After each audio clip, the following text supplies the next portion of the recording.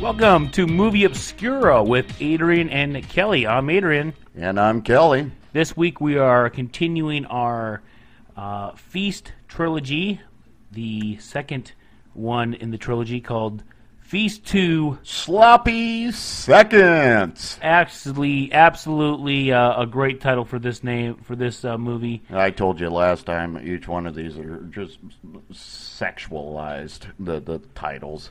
This one was made in 2005. Now, this one was also made by Dimension Films, but it was a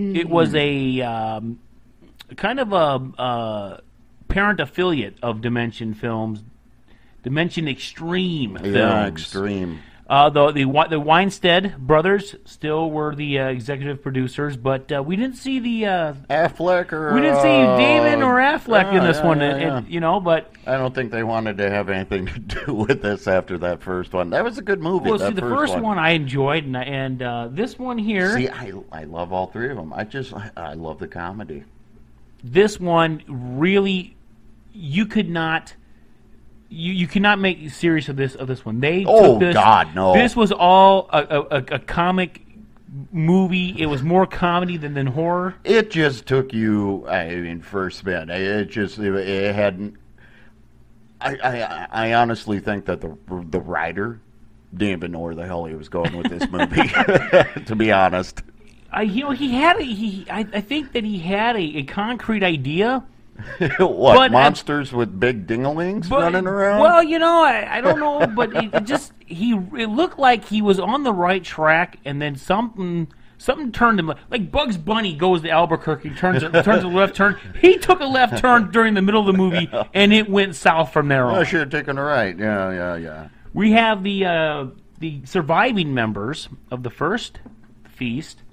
Surviving. Oh yeah, I suppose there's two of them shown in this one. We've got Honey Pie, the one that escaped in the Coors Light truck. Your baby. That's my baby. And then we have also the bartender, who we thought had died. Yes, yeah. I mean, well, the dude was in the middle of having a heart attack, then his throat ripped out. I didn't think about it. He looked pretty dead to me. Now the other three members, the cripple, the jackass, and the single mother, was who left in the Camaro at the very end. Yeah, don't see him again. Don't see him again, but they do play an intricate role in this movie because the first person you see is the sister of the biker chick. Not the sister, the lover. Well, the reason why I say sister is because it said sister on her hand, and when you put them two together, it said sister. Oh, maybe it was her sister. I thought they were lesbians. So, you know what? They never say that, but once they put when they when she after she shot the dog. Yeah, the dog had the biker's chick's hand in his mouth. He blows. She plugs him with 3 shotgun shells. I think it was a lot more than that. No, it was only 3. His intestines and insides are blown out, they'll say, to the bar. Just a pointless damn scene, really. Yeah, it was. Just to find a hand. But she grabbed the hand, put it together, and it said sister. And then she knew that her lover or sister did not make it. And you be the judge of which it is. Yes. And then you have the bartender who is hiding underneath the trailer. That's what it was. She drags his ass out. And puts the gun to his head. And what the hell happened here? I don't know, And then she takes him over to her bike, starts revving that sucker up, puts his face right on the damn exhaust. Oh, man. So now the reason why she's pissed off is because she's going to try to find the 3 members in the Camaro to off the jackass, so to speak. Yeah, for blowing up her sister, lover, brother. Yes, mother. Because the bartender tells her that it was him that strapped her to the machines and plugged in that explosive device to kill one of the beasts. Yeah, used her basically as live bait. Because she was not dead, as we all know in last episode. Yep. All you subscribers out there who have listened, you know exactly what we're talking about. Thank you, Mom. And anyway, so you have the bartender and the biker chick. I'm going to call her Biker Queen. I think that is her name. Yes, isn't it? yes, Biker Queen. None of them have real names. Now the Biker Queen takes him hostage, straps him onto his bike, and takes off Backwards. Yeah, backwards. Yeah, backwards. Exactly. So he's facing behind as they're going forward. I mean, and I think that's when we meet the other two girls from the gang. Tat Girl and Tit Girl. That is their names, ladies and gentlemen. No. You got Tot, Tat, and Tit. I don't know which one's which. There was 3 of them. Oh, that's right. Yes. Todd is the one with the long hair. Yes. Tit is the one with the pink hair with the shaved side, and Tat is the dark haired girl. That's right. Yes. Or I might be reversed. Yeah, Tot Girl was the blonde one. Yeah. With the long hair. With the longer hair. Yeah. Okay, all right. Now we got that. We got that settled. So there's 4. It's really important to me because they get naked later. Sorry. Go. We can't be making those obscene gestures. We are on a live video here. We're just not audio anymore. I'm sorry, Mom. That was, I don't know. Blame it on the twisted. Oh, no advertisements. All right, Adrian, keep us going here. So anyway, so we go to the. It is important to know who's who, though. Yes, it is exactly. They go to a small remote area. Yeah, they really never even tell you where they're at. I'm guessing somewhere in the south, maybe. I would say Texas. Texas? Deep south Texas in the desert somewhere? Yes, I think so. Very rural areas. Yes, and you see my baby, Honey Pie, walking along with the gun in her hand. Oh, this is during the opening credits. Yep. You see her walking. She obviously the Coors Light truck must have broke down, or she drank all the beer. Or she has no idea how to drive a stick. She rode first until the engine blew. Yes, exactly. So there you go. So she's walking by herself. She's got no allies. They find that they go into this small remote town. Yeah, and the town is being run over. Yeah. There's bodies everywhere, pretty much. And it looks like Dawn of the Dead or The Walking Dead, where these beasts are just running rampant through these. Well, when they roll people. into town, they never really see a beast because all the biker gals or girls or whatever you call them, they all roll into town, and. It's just desolate, but there are a bunch of bodies laying around. Now there's 2 survivors. That one was the hobo who was in the jail cell. Hobo. Let's. That's his name. Well, his name is the hobo, but he's also the town meth head. Yes, he is the meth head and the labetician for the meth. And the sheriff. Oh. Pretty much told him that he's going to be there for a long time, so get comfortable. No food, no water, no shower, no nothing until you tell me where your lab is. Exactly. Unbeknownst to the sheriff and to the deputies, the beasts are coming in. Mm-hmm. And now the sheriff. Now this is all just kind of foreshadowing before the biker chicks got to the town. Right. And this is, now the sheriff is pretty much going to head out, and for some reason the beasts go in and pretty much just impale him. Well, they just tear everybody apart. They get the deputies afterwards, and the hobo is safe because he's behind the jail cell. And they can't get him. The steel bars, and he's just sitting there going, well, I had too much meth, or this really some serious shit going on. Yeah. So we now. Well, this is at the point also the body, one of the bodies that had the keys for the cell door, fall next to him, which is an important part on how he gets out of the jail cell. Right. Because he is able to get the keys. Right. So you have the hobo that has now locked himself in. He locked himself in the actual building, not the jail cell. No, he's barricaded himself inside the sheriff's office. Yes, because now it's all concrete. Yep. They can't get in. No, it's bulletproof glass, explosive-proof glass, everything. So he's pretty much well safe. Now you have the next 2 people you see are Thunder and Lightning midget lucha libre wrestlers. Yeah. Who also own Tiny Keys, the town's only keysmiths. Yes, that's right. Yes, that's right. Which is going to come into play later on. Very much so. So you have a now this Lightning is the scene with now Thunder is sitting in a living room while there's some hard knocking the boots going on in the room next to him. In the bedroom, yep, and he's all yelling, "Hurry up in there! Hurry up! We're gonna miss our match! Hurry up!" Yep.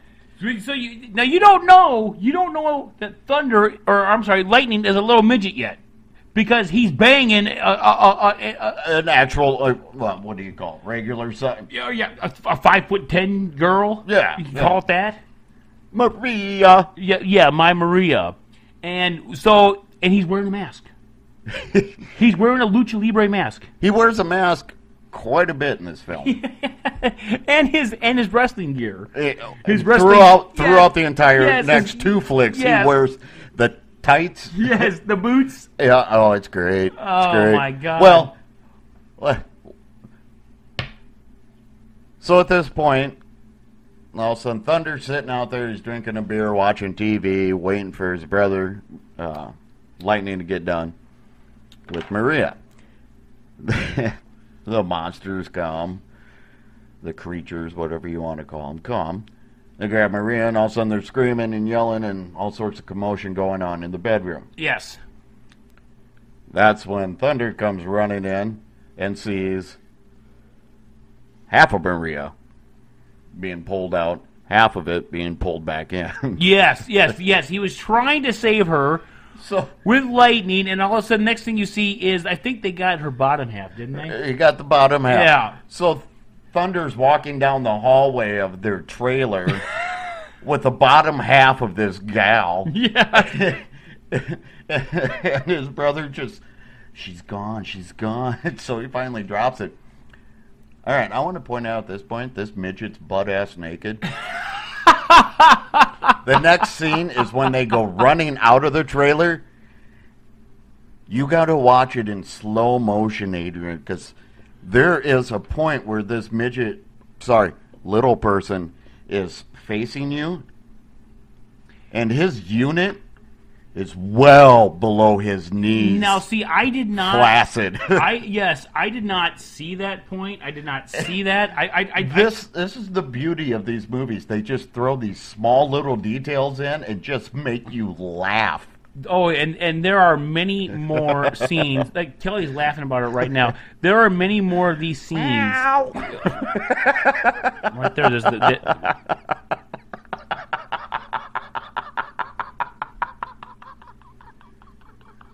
that see there you go. That, I mean that's he sits there.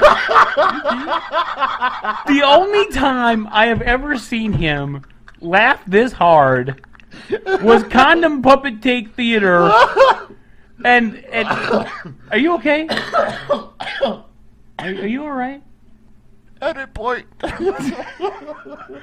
No, we're keeping that in. Oh Lord, that's Oh Lord. All right. Anyway, let's go. Let's keep going here. All right. Well, since he let the cat out of the bag.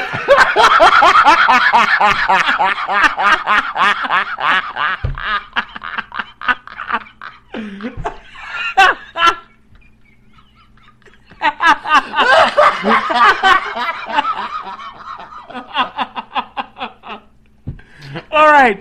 So anyway, okay. The next people you see is Slasher, who's the car salesman, and he slashes prices, and his wife, who's a cheater, with I don't even know what was his name. What was his name in the show? He was kind of the. Well, he turns out to be a real douchebag. Let me just put it that way. Oh, there's a scene. Yes, and we're gonna get to that scene. Oh my God! But anyway, so that almost made me turn the damn movie off at that point. Yeah, it was pretty bad. We'll get to it. The the wife of Slasher is banging some dude in the backseat of his caddy. Okay, this is... You can't gloss over the fact that he was having a phone conversation, swearing up a storm with customers. Yes. Absolutely. With the baby. Mm-hmm. Oh, absolutely. Right there. And then he puts the phone on his shoulder and goes, "You guys have a nice day." And come back when Junior's ready for a call. Yes. So obviously this guy may be the only car salesman in the town. He's just a sleazeball. I mean, he's a real winner. And his wife, who I think they were in the process of getting separated. His wife annoys me throughout this entire fucking movie. Really? God, she's so annoying. If I wish it will come. Okay. Well, there's points to it that but I thought she was I thought she did really good in the third one, which we will get to. Yeah. Well, she was helpful and whatnot. I can't believe she lasted as long as she did. Thank God for Mr. Roboto. Now she's doing this guy, and the husband in the back seat of her husband's car. Yeah, and he goes like, "What the hell?" This is after, I don't know, he looked out the window or something and saw the chaos happening in the town. Yes, and that's what I'm getting the hell out of here. Yeah, so he goes to his car, he sees that. So now you got three people there. You've got Thunder. And he keeps driving. You got Thunder and Lightning, and you got the biker gang with the bartender. Now that is, so now Thunder and Lightning grab all the survivors they can, throw them to this metal shack that they say that it's safe. It's their fort. And they have a dead beast in there. Kelly, how did they kill that beast? I don't even remember. What was it called? Lucky? Lucky. It was like some blade or something that they shoved up its ass. Yes. The beast took a swing at Thunder. Lightning had Lucky and stuck it up his ass. Now, it's a silhouette. It's a great silhouette. It's a great silhouette, but you see exactly where he went. That's what I love about this movie. These movies is they do the how the hell did you kill that? Then they go into the back and they show this great cinematography of how it happened. You know, they don't just show it. Right. There's some art behind it. Now, okay, but now, I'm glad that you came up with the word art, because I did notice in this film that the creatures were not as well made up as they were in the first ones. I think a lot of it is because it's a brighter movie.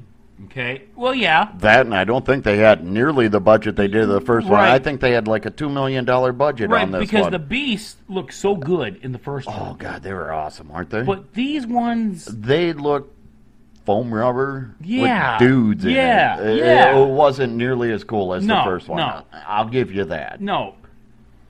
But it was also a lot of day shots. Oh yeah, yes. The whole movie, the first one was night. Yeah, it was in a bar. In a bar. Yeah, exactly. So I mean, even darker. Right. So now they're in daylight, and these beasts have come out. Now we all thought that from the first one, the daylight was the one that was going to kill these beasts because you never saw them in the daylight. We'll get into the beast at the end of our next podcast, but I got some serious questions about these little bastards. Where the did they come from? I think they came from because we all thought there was one left that killed Grandma in the. But they're everywhere. Yeah. There's tons of them. There's just tons of them running rampant throughout this town. And I think just because they reproduced. I mean, how quickly they reproduced. Oh God, yeah. That we covered in the first one. They just reproduce quickly. All right, where are we at now? Now, so they're at the fort, and yes. Now Grandma from Thunder and Lightning is in there. Yes, Grandma's with them. Yes. And they're sitting there drinking soda and playing cards and all that good stuff. The electricity's going on and off, kicks on for a little bit, then it kicks off. And they realize that this fort's not going to hold them. They need to get in that jail cell. They need to get into that area. They need to get into the sheriff's office, yep. So the biker queen calls Hobo. and says, "We're coming in. Unlock the door." He says something. He goes, witty, "I'm well stupid. covered. Screw you people. You're on your own." Yep. So the biker queen's pissed. She's going after him. Now, are we going to gloss over the autopsy? Well, hold on. We got to talk about one scene that you particularly liked. Honey Pie now shows up with them. Oh, yeah. And the bartender remembers what Honey Pie did to him in the first one. This is when they're at the apartment, finally. And this scene just... Okay, before the Honey Pie incident, the fact that there was 3 people in that apartment that didn't live in that apartment, but they were held up in that apartment. Yeah. Okay. Right. When Tit Girl took her hammer... Yeah. Hammers. Yeah. And did what she did to that guy. Yeah. It just showed the brutality of these fucking people. That all they want is to get revenge. They don't give a shit about anybody else. And I thought for sure after I saw that this one was going to be a force to be reckoned with those beasts. Oh, yeah. After what she did with those hammers. But she made it a long way. She pretty much bludgeoned these people that were in there. And then she took both hammers over a guy and just smashed his head. And then the other 2 got shot with the shotgun by Biker Queen. A son, a daughter, and a father. Yeah. Who were just scared shitless. Well, they said, well, now, hold on. I think before we go there, but you say that, it's just sheer brutality. Though that family was also kicking them out. If they would have worked together, they probably would have survived. Okay. But they had the guns pointed, and you said, get the hell out, this is our place. Still, the brutality of the murders. Oh yeah, absolutely. All right, we're so this is a comedy, right? All right. So anyway, so Honey Pie shows up. She's in the apartment after they kill the 3 people that were held up in this apartment. Honey Pie's there. And the bartender... The look on her face was priceless. when she comes around the corner and... She saw the bar... Oh, yeah. Shit. Yeah. Oh, shit. He starts beating her to beat hell. He starts clubbing her with the toilet seat. There is a turd in the toilet. Best scene ever. Beating the shit out of her on this toilet seat, and there's a turd floating in the toilet. Then he dunks her face in it. And the only thing I can think of, that guy did not wipe. There's no toilet paper. There's no toilet paper. The guy just dropped a deuce and walked away. He dunks her head. After he repeatedly beats her in the head with the toilet bowl. He just kicks her butt. And finally they say, hey, this isn't getting us anywhere. Honey Pie pretty much jumps out the window and takes off, and she's on her own. She drops about a story, and I am not going to talk about Honey Pie for the rest of this scene. No, she's got Biker Queen's sister or lover's gone. Yes, and Biker Queen's freaking out about yes, this. And then that she wants her dead. Yeah. But Honey Pie now knows. After that, I mean, it's like they completely forget about her. Well, she's on her own. Well, and they do forget about her, but they show her in different buildings, trying to get out, and what was that all about? She struggled to get in, and then all of a sudden she's struggling to get out. I don't know why she was trying to get out, but just so we don't forget, she does take out one of the beasts. She uses one of the claws to claw out from the glass window. No. You're glossing over my part, buddy. What's that? Where did that beast come from? Meow. Well, okay. Can I? Go for it. So. It's at nighttime. It's dark. It's a clear. Oh. As the owner of multiple cats, I love my cats. There's a scene in this movie where one of the monsters grabs a cat and starts having sex with it, doggy style, which is an insult to all cats.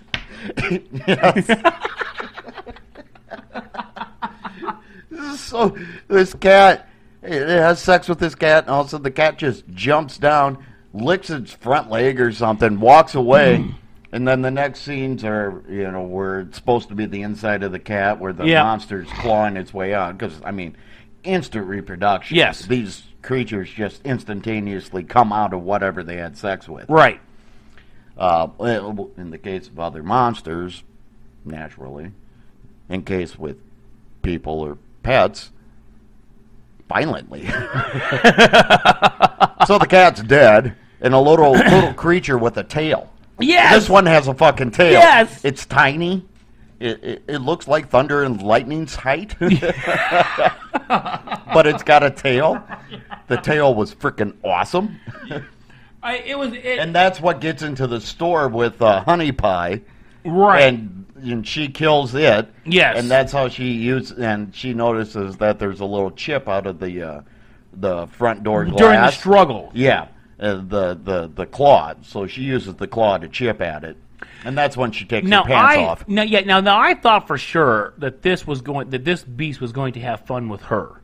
It was so. Did you think it was going to be another one of those scenes like in the first one where the monster does something to somebody's head and then also yes, I thought for sure that's what was going to happen. But Honey Pie survives that. I'm not going to talk about her anymore because it's just pointless for the rest of the movie what she does. Not until the end. Not until the end. We're not even close to the end. She just basically wanders around and does nothing. We are going to now discuss the autopsy.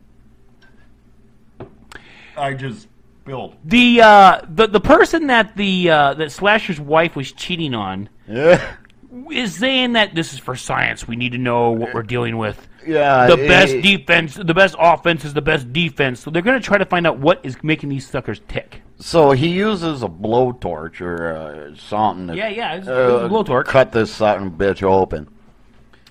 He starts just randomly touching organs inside it. But one, it farts. Yep. And that makes Grandma leave and go sit outside in a thing. Yes. He touches another one, and it makes. How do we properly say it? Ejaculate? Well, no. The second, before that, it was the acid, the spew, the vomit that got the grandma. Was that before the ejaculation? Yes, Grandma got hit first with the spew. Green mist spew. The puke and the spew comes into play throughout the rest of the flicks. Kelly, I know. You know what's in that green mist spew, and I want to know what the hell's in it. Heineken? Oh, maybe we can edit that out. That's a bad beer. So yes, now the other one he touches, the wiener starts twitching violently, and and I'm going to say every one of these beasts has happy ending. The longest, most just. It was the best money shot in cinema history. Everybody got the pearl necklace. Everyone. Biker queen, tit girl, tat girl, the slasher's wife. Yes. All of them got it there. It's in their mouths, in their hair, all over their chest. The only one that didn't get hit was the one that was doing the autopsy. Yeah. They're puking. Thunder and Lightning have no idea what's going on. They're in the key shop making the key for the police station. That was a ridiculous scene. When the biker queen gives him the telescope. Yes. So she slams the telescope down like, yeah, problem solved, you know. Yeah, he goes, make a duplicate. How can it fucking see it's 100 feet away? And she slams that telescope. Oh, yeah, that's pretty close. Then he gets up there and he can zoom in with this little pirate telescope. It was a pirate telescope. And he zooms in and can see exactly, well, that looks like an M586 series with triple lock extensions, you know? Yeah, something to that aspect. So he goes and makes that key. Then he goes, and every time the power comes on, they start grinding the key. So now that the grandma has been spewed on, we'll call it the Heineken spew. And if you remember what happens when the spew hits you, you start to basically dissolve. Yes, it's acid basically. Basically, it's they vomit on you. It's the same thing. It's the same thing that Heineken does to your stomach lining. Oh wait, basically. So anyway, we'll never have Heineken as a sponsor, obviously. No, that's all right. But anyway, Even free Heineken's bad, Heineken. So now Thunder and Lightning come back. They see what happened to Grandma, and they are just pissed beyond belief. Oh, yeah. This was not authorized. You didn't tell us this is what you were going to do, but from now on, you tell us what the fuck you're going to do. And Grandma's just slowly melting. Yes. I'm melting. Yes. melting. It was kind of a gruesome scene. Oh. They just slowly take by, little bit by little bit. And then they get ramparted or something. The monsters start breaking in, so they go up. They go up the roof. To the roof with a bag full of Grandma. Grandma can't move. They try to grab her. Yep, and they pull the skin right off of her legs. Yeah, it was pretty gruesome. So they put her in a burlap sack. The most scratchy, itchy, just blah. So she's peeling or falling apart, and they put her in something that's going to just make it even quicker. Yeah, but that's all they had. Still. That's all they had. Leave Grandma behind. It would be kinder than throwing her in a frickin' burlap sack. Now, but now on that scene, they're up on top of the roof. I love the invention that Slasher but even before the invention happens, the beasts get upstairs and they grab Tot Girl, the blonde, slice her open. No. Yeah. Oh, yeah. They sliced her open. So her innards or whatever. And this is where they decide that, there's one way to do it. It is going to, require a sacrifice. Mm-hmm. So Tit Girl and Biker Queen, they grab her and throw her off the fucking roof. Yes, and that's when they were going to use that, and that was how they were going to get to... Isn't that when Dumas, what's his name, the one that's cheating with Slasher's wife? Yes, down? Yeah, that's right. They hear a baby crying.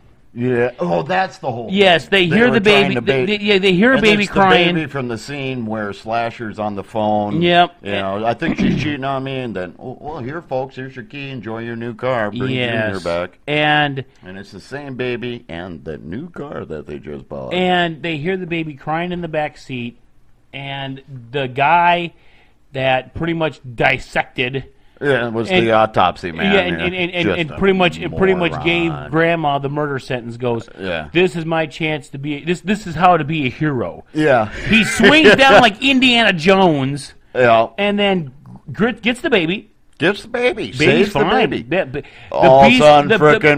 The beast come towards the door, and he starts running. Now you hear in this movie, like victory music, like hero music, and it's all slow motion. He's running with the baby, and he's carrying it like a football. Yep.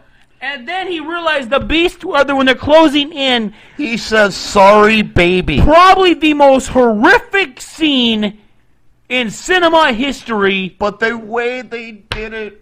It almost makes you giggle a little bit, but the problem because it's not real. But the problem is now the people on the roof are now blocking this guy. They are shooting at the beast, so he makes it with this kid. Well, they're not shooting at the beast afterwards. They're shooting at him. So he tosses the frickin' baby like a football. Tosses it in the air to save himself. There's about a 15-second scene where the baby's floating in the air. It looks like the baby from the Nirvana CD album, Nevermind. Yes. And the baby's just floating there, and it's red gosh bagosh coveralls, and it's a little blue shirt, all cute and happy.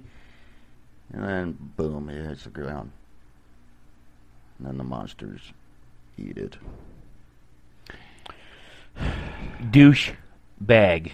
Very much so. And that's when they start shooting at him. Yes, and rightfully so. Oh, God, yes.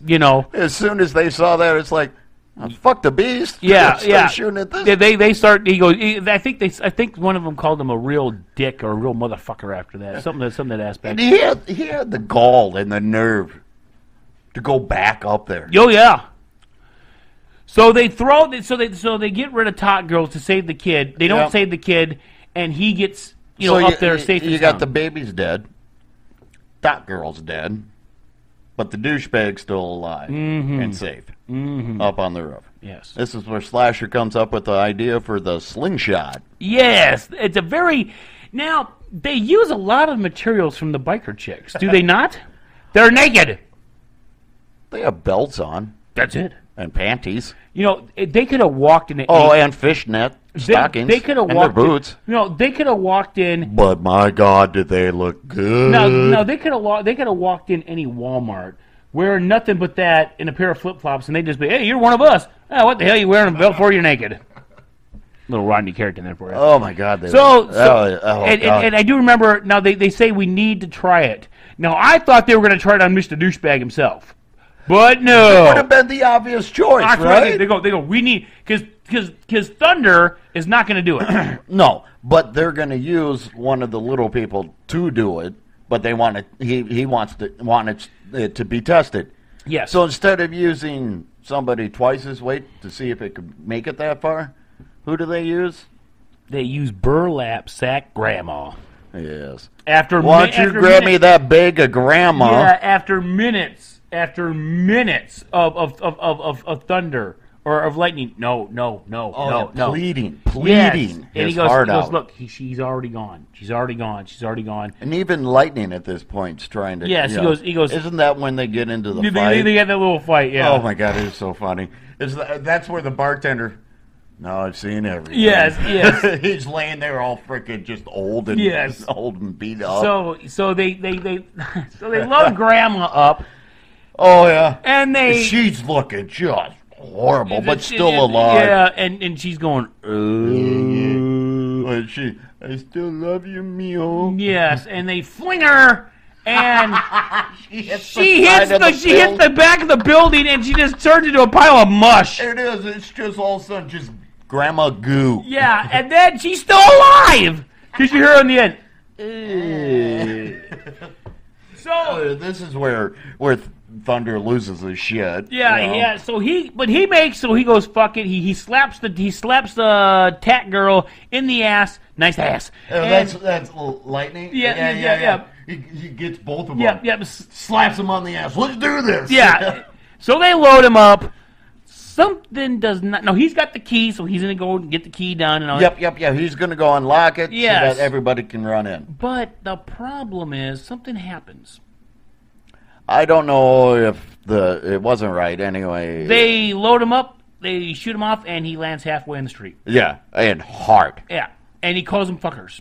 He lands down, spits out some blood, rolls over, flips them off, calls them fuckers, and gets torn in fucking half. Now, while that is going on, we realize there's a garbage can moving. Lightning is in a garbage can with the key. Little white booties. Yes, with little white booties heading towards the police station. I avenge you, brother. Yes. He grabs the key, heads over to the police station. He has the key in lock, but the hobo has different plans for him. Junkie hobo frickin' gets a stick of dynamite. Throws it out the mail slot. Little bastard. And boom. And there's a cool slow motion shot of flames coming towards his eye, and then he blows backwards. Yes. So now we go back to the shot on the roof when Pipehead begins. That because of that explosion. That's what we're going to start calling him from now on. Douchebag becomes Pipehead. Yes, because of the explosion, a pipe goes up and gets him right in the head.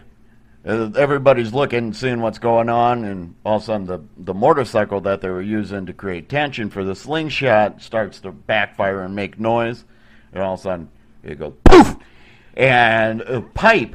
But douchebag goes, hey, shouldn't we stop that? Yeah, shouldn't we shut this off? Yeah, and that's when the thing then goes. Also a pipe, like exhaust pipe or something, shoots through the bottom of his chin, out through the top of his head, but gets lodged. So he's got a piece of pipe stuck through his entire head. And he's living through it. It just leans way back. Yes. So, now, anyway, the end of the movie, what we think, they get overrun in the end. The beast come to the top of the floor, top of the steps, and they just start shooting. Custer's last stand, basically. The door starts banging because the beasts are there. Yes. So that is the end of the movie, but then we see Honey Pie. There you go. There's your girl. Yeah, now we're back to her. She's outside by the railroad tracks, leaving town. There's a train. There's a train. There's an actual train going by. And she's waiting for the train to go so she can cross the tracks. And she's going just as everything's going on. You know, the bikes and everything, the dynamite, I think, is what caused the this piece of metal to go right through her. I think it got launched about halfway. Yeah, and so she falls, pool of blood, and that's how the credits start. The credits start rolling, and the pool of blood is just getting bigger and bigger and bigger. All of a sudden, the next thing she goes, whoa! She gets up. Yep. And then the credits roll. And that is the end of the movie. We know there's going to be another sequel because we got to find out what happened to these people. Well, you have to. Now, as you know, we do a rating system here, and we're gonna do 1 out of 5 raped cats. Raped cats. Just because you love that scene so much. I love it. Don't make me sound all. You laugh about it all the time. Because it was funny as hell. That's why I'm saying. It was a quick little scene, and all of a sudden, meow, it licks its paw. Yeah. And off it goes. Yeah, it's like the cat didn't even realize what was going on. The creatures are running around with frickin' huge wangs. Huge wangs. Thank you. I mean, little kitty, huge wang, kitty's fine. What the fuck? Sorry. As far as my rating for this flick, Sloppy Seconds, Feast 2, I'm going to give it 3.5 raped cats. I like these movies. I enjoy them because they crack me up.